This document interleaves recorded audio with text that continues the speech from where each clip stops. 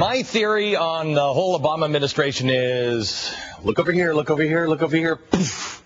So, one thing they've been talking about for a while is card check. Oh, it's great for the American worker. Really? New report out today says passage of the Employee Free Choice Act, or card check, is just going to line the pocket of the big labor bosses. Mark McKinnon is a spokesperson for the Workforce Fairness Institute, a group that issued the report. Mark, I want to get into what the other hand is actually doing on this, but give me the details of the report first. Sure. I'd like to start, if I can. Last time we did this segment, you opened with Larry the Dead Fish. So I wanted to get right with the people with the ethical treatment for animals, so I brought Gary the gold-digging goldfish. That's great. And he represents labor's attempts to stay alive by soaking its workers for an additional $35 billion, which they would get under this EFCA legislation, the Employee Forced Choice Act. Because we've determined that labor says itself that they'll create 1.5 new million members per year. You multiply that time the average dues of $450 per year, that's $35 billion for labor over the next 10 years. And guess what they do with most of that? Send it out to Washington. It goes right to Washington. It goes right into political campaigns, like the $500 million they spent electing Democratic members of Congress and this president. Is there any doubt in your mind, for instance, the big news this week has been the Chrysler bailout and GM and everything else.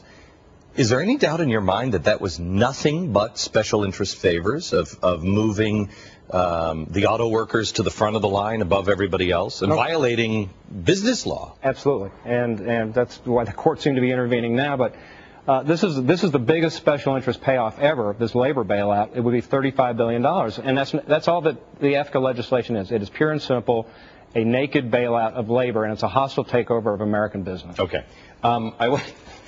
Poor little fish, and he was in your pocket the whole time, too. He just needs $35 billion. That's all he... 35... You could help him out for $35 billion, please. The idea of card check, I just don't think that they're serious. I mean, I think they'd love to have it, but I think it's what they'd love to have. If you're a negotiator, you go in and say, oh, I'm sorry, I need this. But that's not the real number. The real number is the fallback position. Sure. They're happy with, what is it that Canada, I'm trying to remember what the name of it is, that Canada has, where it's a fast track, right? It's not card check. It's one level below, which has the same result. I have a feeling they're going to be coming out with compromises. Yeah, well, they've actually experimented with card check in Canada, and where they've done that, for every 3% increase in labor rates, there's a correspondent 1% increase in unemployment.